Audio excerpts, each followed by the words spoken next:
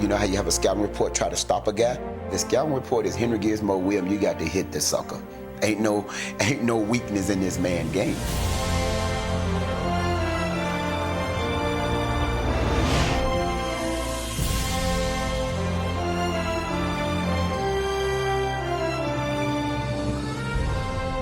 This show is brought to you by the Canadian Football Hall of Fame.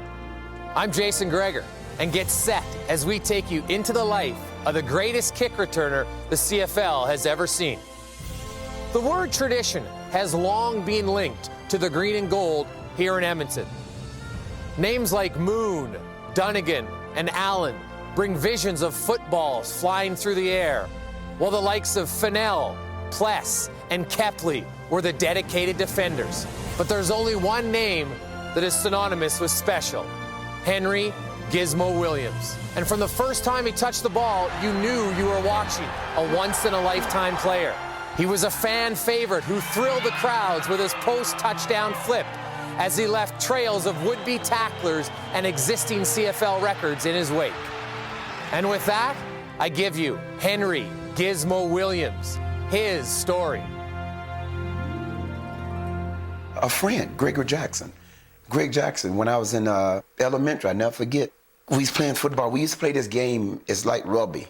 We used to play this game with a hot ball, we call hot ball. You throw the ball up, and everybody catch it, and it's every man for himself. So one day we was out there playing. Greg was he wasn't rich, but his family had money. And I still was, still in the ghetto kid. But when we used to get to school every morning and play this game, hot ball, it started off with maybe 10 guys. About time the bell ring, it's about 100 kids playing this game, and you had to run. You run and just run to somebody to tackle you. And every time I got the ball, it'd be probably 50 or 60 kids. Nobody could never stop me. And finally, Greg said, "Man, won't you come out for football?" And this when I was in the fifth grade, and I said, "You know what, Greg? My brother ain't gonna let me do that. My brother was very strict. That was my father. And he said, I'm not gonna let you play football because you're gonna get hurt. I have no money for insurance and all that." So Greg's daddy came to my brother's house and said, "Mr. William, we'll pay for everything for him. Just let him play." Osbaldiston takes the snap. And from then it was history. I'll never forget the first game we played. I was a running back. I was probably about maybe 3'2", maybe 3. The shortest guy. The first play we ran, the coach pitched the ball to me. I went probably about 80 or 90 yards. Touchdown! I remember being 16, going to the Eskimo games, sitting in the stands going, "Gizmo!" And now I'm sitting in the stand and I'm dating this fellow, and everybody around me is going, "Gizmo!" And I was sitting there and I just wanted to cower and just like hide in my seat. It was such an unreal experience for me because he was the closest thing to fame, and never in a million years did I think that this would be the love of my life.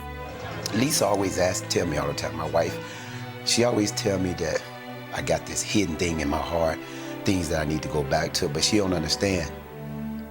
I'm the kind of person, I had this natural thing about life that once something happened, I had to keep moving. I don't stop for nothing. He always has this one story about how they were so poor, and he would have his friends over they'd sleep over and they'd be up for breakfast or something, and they'd have a box of cereal, and it was like Raisin Bran or something, but he'd always say, "But they weren't no raisins, they were cockroaches." And I was so not from that world. I learned who I was when I was a kid going through all this at the time. I was a kid that knowing that I had to be a survivor no matter what happened. Growing up in the ghetto, living in a 3-room house where 6 boys lived in the same room and the girls lived in another room, and it was a shotgun house. You open up the front door, you can see straight through the back. You know, you had roaches and rats everywhere. You didn't know where you was gonna get your next meal from, and we switched clothes all the time. You know, it makes no difference what happened, you still got to move on. And those are things that me as a person that I learned to do. I am a very emotional person, but I never cry when somebody in my family died. I always cry for the next person because I didn't like to see nobody in my family cry. You go through 11 people in your family, including your mother and father as a young kid and as growing up now, and ain't but 2 of us still living. I lost most everybody through, MS. My oldest brother who raised me died with MS. My 3rd oldest brother died with MS. 2 sisters died with MS. Another sister died in Los Angeles, California, cocaine. Another brother was shot in Memphis, Tennessee. 2 nieces died with MS. It's like in the wild. It's like in Africa. You see the animals. You see how the lion chased the pack all the time. It was almost like I was a lion chasing the pack all the time, trying to find the next success somewhere where I was going to be at, or how life was going to end up for me.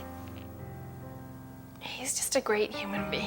Like, even beyond the football field, he's just a great person. He's funny, he's happy, he's caring, he's sensitive.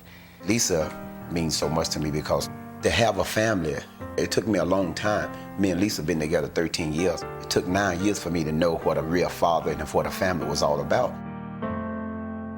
Because I never had to. She used to always tell me, you know, go tuck the boys in, get the boys a kiss. I didn't believe in doing that stuff because it never happened. But that is a family thing, but it never happened to me. Don't get me wrong, I love my kids. But it took me a long time to love them with my heart, to realize, you know, they my family. Like, it's a family, it's a love inside, you know, because to me, being a father was just provide. That ain't even all of it. You got to be there and know how to do those things. And that's what I learned with Lisa a lot of time. That's what she taught me, you know, being around that. That's what family is all about. Henry's amazing.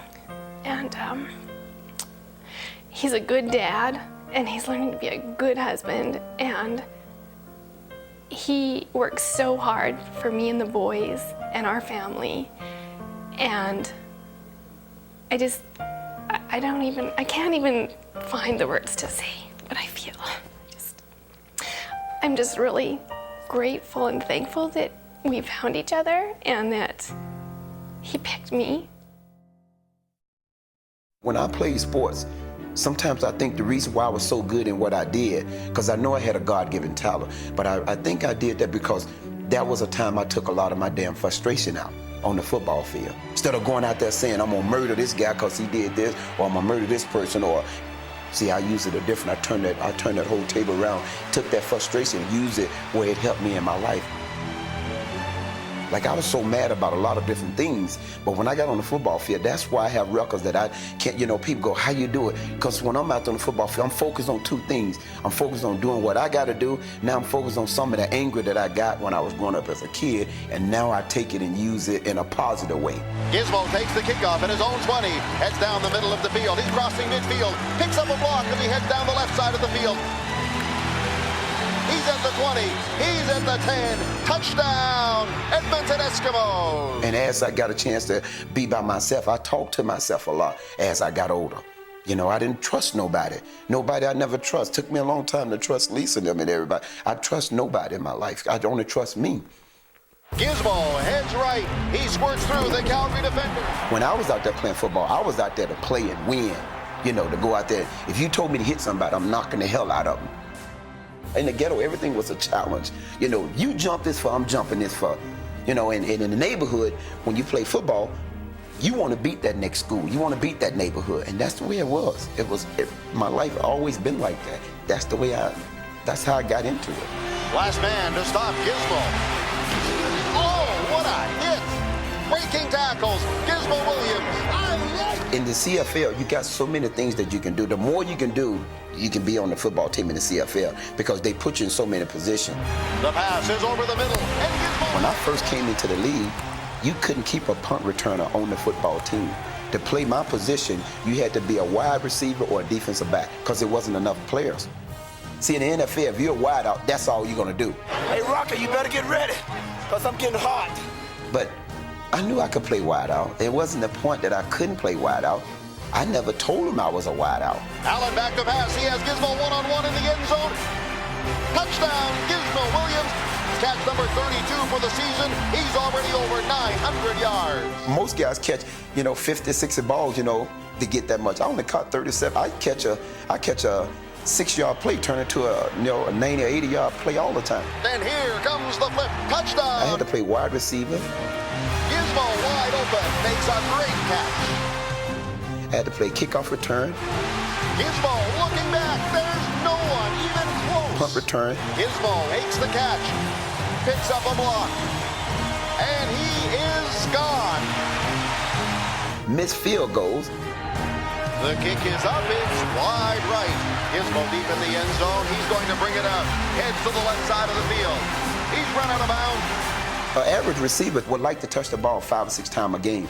I would catch 6 punts a game or 7 punts a game, maybe 2 or 3 kickoffs, maybe 3 or 4 missed field goals. I used to lead the game sometimes 200 or 300 yards all the time. Gizmo with the ball up the middle. Has the Las Vegas defenders flat-footed. Where does he get the energy and stamina this late in the game? Sooner or later, it wears you out. So I told the coach, I said, you know what? I just want to be where I can focus more and help the team at. If I can run a touchdown back every game or get 100 yards every game, that's 10 first down. Damon and Tracy and Matt Donegan, you can bet, you can say one thing they're going to say. He was always instant field position. We never started no less than the 40 or 50-yard line, or I ran it all the way back.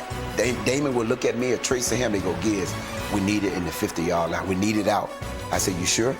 I said, I got you, buddy. Ball pinned on the right hash mark. The kick is up and it's wide to the right. Gizmo 5 yards deep in the end zone. Take the ball out. Heads to the sideline. Has a block. Turns the corner. 40, 45, 50. Could go all the way. Has room.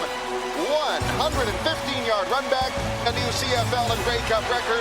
Henry Gizmo Williams. I didn't really think of that. It's so funny. I got to say this. Calgary traded me to Edmonton. I was supposed to be going to Calgary Stampeders, and they traded me to Edmonton. I guess what I heard, it was mixed up. It was another Williams, another guy, and then they ended up. So Edmonton brought me in, and they kept me for a week, and Calgary wanted to bring me back, and Edmonton decided to keep me here. But once I walked on the football field, I go, man, I'm gonna have a ball out here. The one thing I learned on this football field, I knew how to run turns, curves. So I know this field was gonna be just right for me. When you get a most of a punt return, you're looking for a real fast guy. I was strong and fast. And I'm not trying to brag, I had that and I knew that for myself. I just knew, I can get outside when I want to. If I see the seam, I'm gonna hit the seam. I wasn't scared to take the hit. And I knew once I get past that wall, I had all this wide field to work with. At the 10, touchdown. I knew I can outrun a guy, and I knew I can put a lick in and get through a guy. So when I got on this wide field, I had either way to go. He squirted through a bunch of tacklers. How did he do that? You know how you have a scouting report try to stop a guy? You say, well, this guy like to run wide, this guy like to run inside. He said, the scouting report is Henry Gizmo Williams, you got to hit this sucker. Ain't no weakness in this man game.